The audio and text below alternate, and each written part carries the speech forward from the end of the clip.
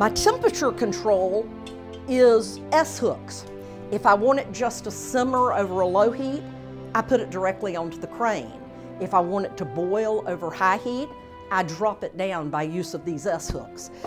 You know, I don't have a dial to set my temperature, but they were pretty ingenious in the ways that they could make things work.